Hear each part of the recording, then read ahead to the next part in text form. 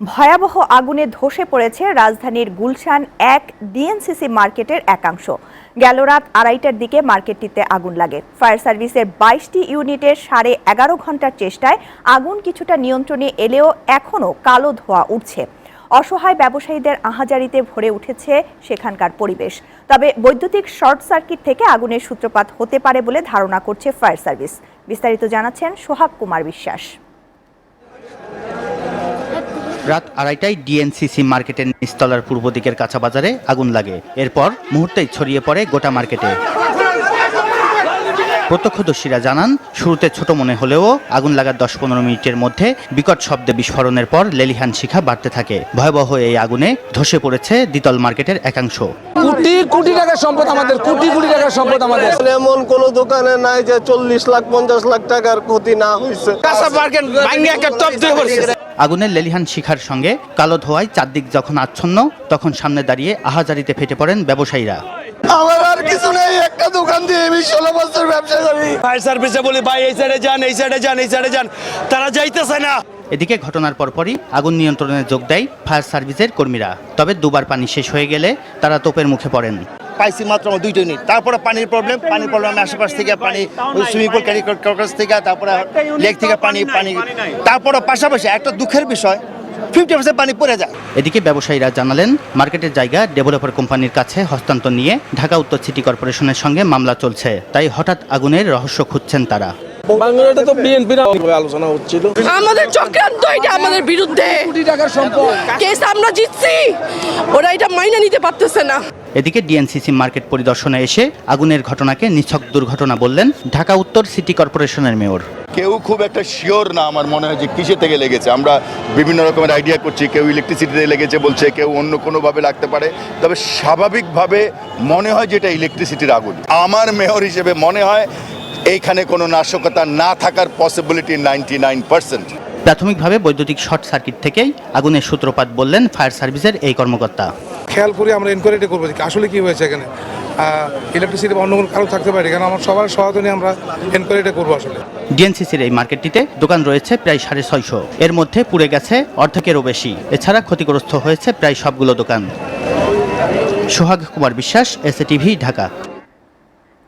দর্শক, এই মুহূর্তে ডিএনসিসি মার্কেটের সামনে আছেন আমাদের সহকর্মী এম বাদশা। আমরা তো সরাসরি চলে যাচ্ছি তার কাছে। বাদশা, ফায়ার সার্ভিসের তো 22টি ইউনিট প্রায় 11 ঘন্টা যাবৎ চেষ্টা চালাচ্ছে আগুন নিয়ন্ত্রণে আসার, এবং যতটুকু আমরা শুনেছি যে আগুন কিছুটা নিয়ন্ত্রণে চলেও এসেছে। তা আপনি তো এই মুহূর্তে ডিএনসিসি মার্কেটের সামনে আছেন, সেখানকার সার্বিক পরিস্থিতি কেমন দেখছেন? আসলে ঠিকই প্রায় 12 ঘন্টা হতে চললো এই ঢাকা গুলশানের যে ডিসিসি মার্কেট উত্তর পাকা মার্কেট যে আগুনের ঘটনাটি গত রাত থেকে শুরু হয়ে প্রায় 12 ঘন্টা হতে চললো, কিন্তু এখনও কিন্তু আগুন পুরোপুরি নেভেনি।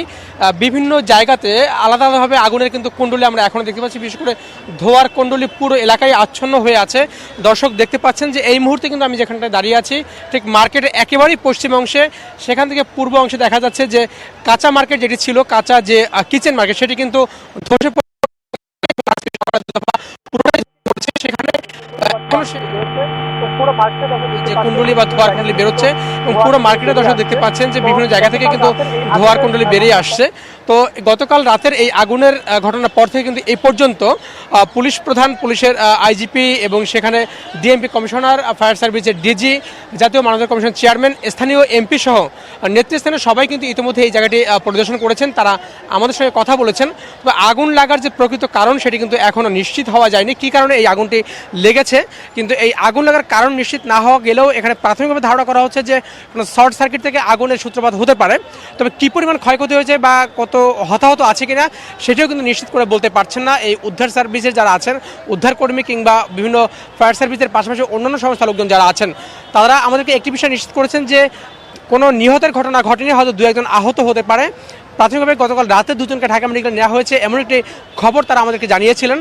এরপরে এখানে আগুন লাগার যে কারণটি সেটির বিষয়ে কথা বলেছিলাম এবং আগুনটি কেন এখনও নিভছে না সে বিষয়ে ফায়ার সার্ভিসের সঙ্গে কথা বলেছি এবং পুলিশ প্রধান যিনি আছেন তিনিও কথা বলেছেন। তারা যে বিষয়ে বলার চেষ্টা করেছেন যে এখানে ভিতরে বেশ কিছু দাহ্য পদার্থ রয়েছে, বিভিন্ন পারফিউমের দোকান রয়েছে, বিভিন্ন পণ্য সামগ্রী, শিশু পণ্য রয়েছে, যেগুলো দাহ্য পদার্থের কারণে কিন্তু পুরো মার্কেটের আগুনটি ধীরে ধীরে ছড়িয়ে পড়েছে এবং সেই আগুনটি কিন্তু এখনও জ্বলছে। তবে এ বিষয়ে মানবাধিকার কমিশন চেয়ারম্যান তিনি কিছু সময় আগে এখানে পরিদর্শন করে গেছেন। তিনি যে বিষয়ে বলেছেন যে আগুন লাগার যে কারণটি সেটি কি নেহাতেই কোনো দুর্ঘটনা নাকি কোনো পরিকল্পিত, যেসব অভিযোগ আসে যে পরিকল্পিত এই আগুনের ঘটনা, সেসব অভিযোগের বিষয়ে উনি বলেছেন যে যদি কোনো পরিকল্পিত ঘটনা ঘটে বা নেহাত দুর্ঘটনা হয় সে বিষয়ে যাতে সুস্পষ্ট করে একটি তদন্ত প্রতিবেদন দাখিল করা যায় সেজন্য তিনি বলেছেন যৌথ একটি তদন্ত কমিটি গঠন করার জন্য, যেখানে পুলিশ থাকবে, ফায়ার সার্ভিসের লোকজন থাকবে এবং মার্কেট কমিটির লোকজন থাকবে, যাতে করে পুরো বিষয়টি একটি স্বচ্ছ স্পষ্ট ধারণা পাওয়া যায় এই আগুনের ঘটনার বিষয়ে। দর্শক কিছু সময় আগে এখানে পরিদর্শন করে গেছেন এখানকার স্থানীয় সংসদ সদস্য জনাব রহমতুল্লাহ এমপি। তিনি বলেছেন যে এই আগুনের ঘটনায় তারা সবাই খুবই মর্মাহত। এখানে দর্শক দেখতে পাচ্ছেন যে এই বিভিন্ন জায়গার থেকে মালামাল কিন্তু এখনও সরিয়ে নেওয়ার চেষ্টা করছে বিভিন্ন দোকান মালিক যারা আছেন তারা। এ বিষয়ে এমপি সাহেব বলেছেন যে এখানে কোটি কোটি টাকার মাল রয়েছে বিভিন্ন দোকানে এবং কয়েক হাজার কোটি টাকার মালামাল রয়েছে এই পুরো মার্কেট এলাকা জুড়েই। তবে আগুনের ঘটনাটি কী কারণে হয়েছে সেটি তারা এখনও নিশ্চিত হতে পারেননি। তবে তারা যে বিষয়টি বলেছেন, বিশেষ করে স্থানীয় এমপি যে বিষয়টি বলেছেন যে এই মার্কেটটি যেভাবে ক্ষতিগ্রস্ত হয়েছে তিনি আশ্বাস দিয়েছেন দোকান মালিকদের যে এটি ভেঙে একটি বড় ধরনের একটি এখানে মার্কেট উনি করে দিবেন। উনি একজন স্থানীয় এমপি হিসেবে তিনি এই কথা বলেছেন আমাদেরকে। তবে সেই জায়গা থেকে আসলে এখন পর্যন্ত কিন্তু দর্শক দেখতে পাচ্ছেন যে পুরো এলাকার আতঙ্ক কিন্তু বিরাজ করছে এবং লোকজন কিন্তু এখনও দিক বিদিক ছোটাছুটি করছে, মালামাল বের করে নিচ্ছে। শ্যামলী, এই ছিল আমার কাছে মোটামুটি এখানকার সর্বশেষ তথ্য। এর পরের কোনো আপডেট থাকলে আমরা আবার দর্শকদের জানাবো। বাচ্চা, আপনাকে ধন্যবাদ।